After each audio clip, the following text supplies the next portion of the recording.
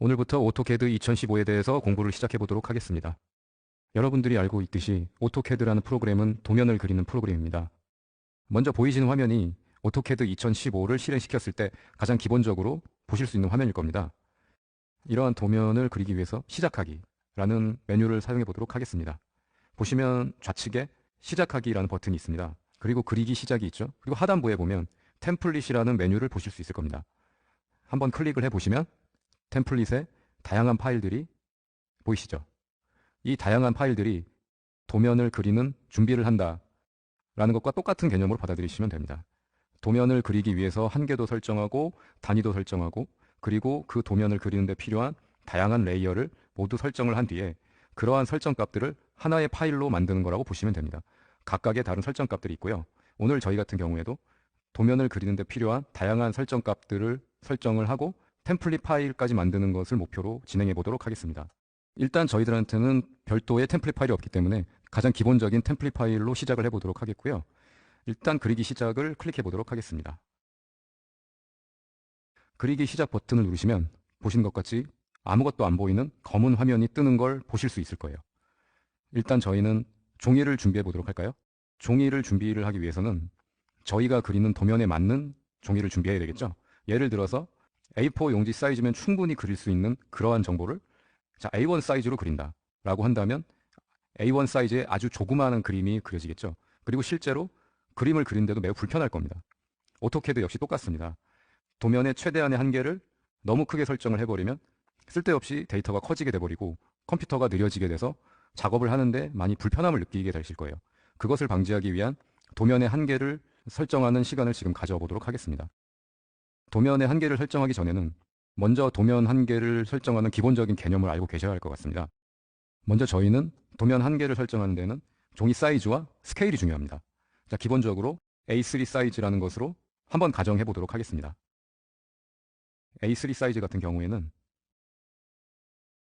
420에 297mm라는 치수를 가지고 있습니다. 저희는 A3 사이즈로 출력을 할 거예요. 그런데 축척은 100으로 가정을 해보도록 하겠습니다.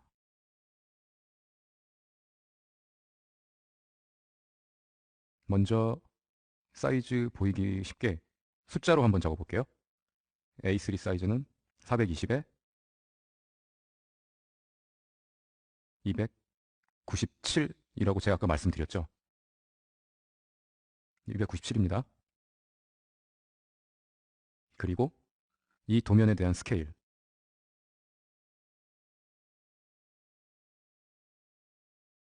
1대 100으로 해보도록 하겠습니다. 그러면 여기서 저희가 도면 한계를 어떻게 설정을 하느냐, 오토캐드에서는 항상 그릴 때 실 사이즈로 그립니다. 예를 들어서 도면에서 벽을 그리고 싶다. 근데 그 벽의 길이가 실제로 지어졌을 때 3m의 길이를 가지고 있다고 하면 실제로 3000을 입력을 하는 거예요. 그거를 100대 1의 도면을 그린다라고 해서 3000을 100분의 1로 줄여서 30만 그리고 이렇게 하는 게 아니라는 거예요. 그 말인즉슨 저희가 A3라는 종이 사이즈를 정했고 그것을 100대 1로 그릴 거다라고 한다면 A3 사이즈를 각각의 100배를 한 그 범위를 도면 한계로 정해야 되겠죠.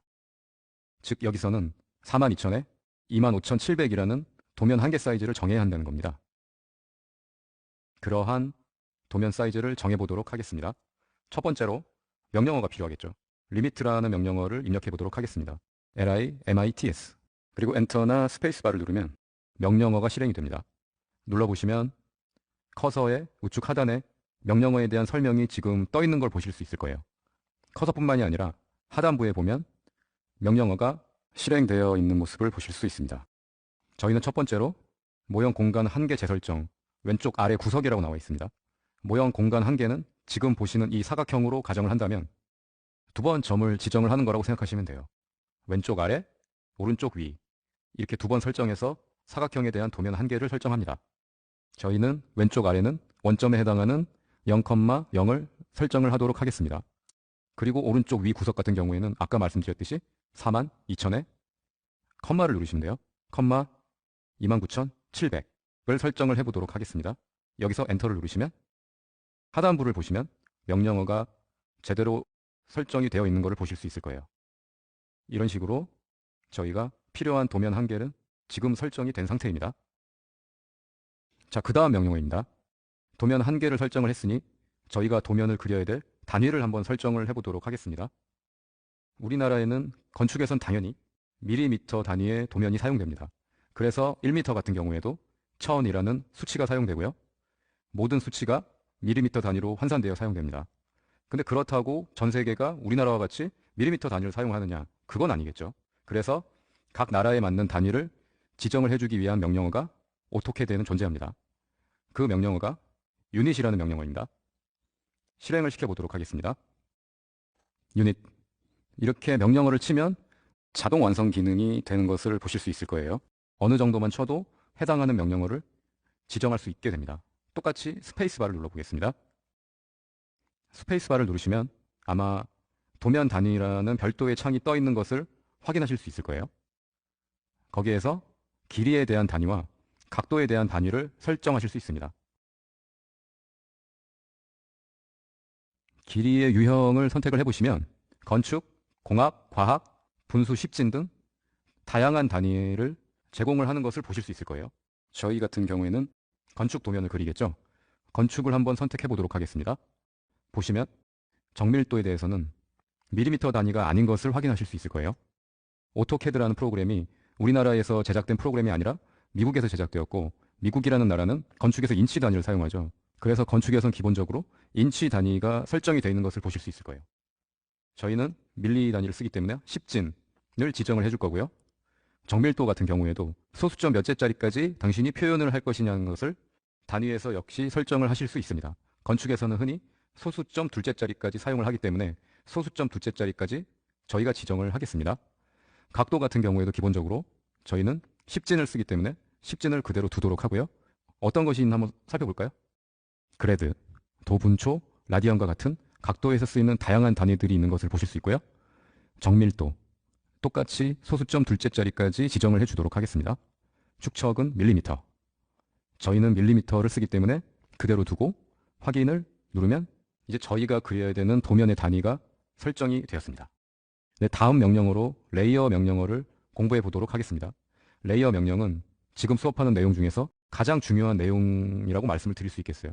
레이어를 설명하기 위해서는 건축 제도상에서는 이렇게 이해하시면 매우 편할 것 같습니다. 실제로 종이가 한 장 있죠. 건축 도면을 그릴 때 그 위에 투명한 필름지를 여러 장 겹쳐서 그린다라고 생각을 하시면 돼요. 예를 들어서 가장 밑에 있는 셀로판지에는 벽체를 그리고 그 바로 위에 있는 셀로판지에는 문을 그리고 그 위에 셀로판지에는 여러 가지 가구를 그린다라고 우리가 상상을 해봅시다. 자, 그러면 가장 밑에 벽체가 그려진 셀로판지를 빼면 벽체를 제외한 나머지 문과 가구가 보이겠죠. 이런 식으로 여러 가지 셀로판지를 통해서 객체 자체를 조정을 하는 것입니다. 실제 실무상에서도 이런 레이어 개념이 매우 활발하게 쓰이고 있습니다. 명령은 단축키로는 LA, 그리고 전체적인 명령어로는 LA, Y, ER을 치시면 레이어 명령어가 실행이 됩니다.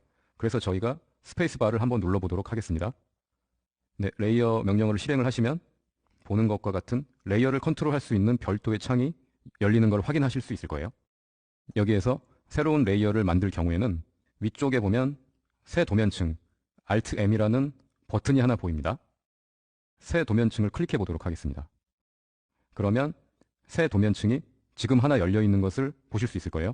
이런 식으로 새 도면층을 만들 거고, 저희는 첫 번째 도면층을 중심선이라고 이름을 정하겠습니다.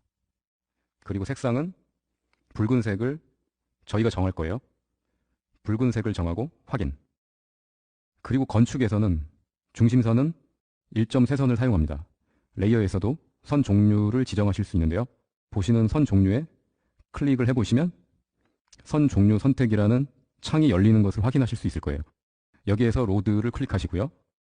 그러면 다양한 선 종류를 선택할 수 있는 새로운 창이 열립니다. 여기에서 1.3선, 센터라는 선 종류를 지정하도록 하겠습니다. 확인을 누르고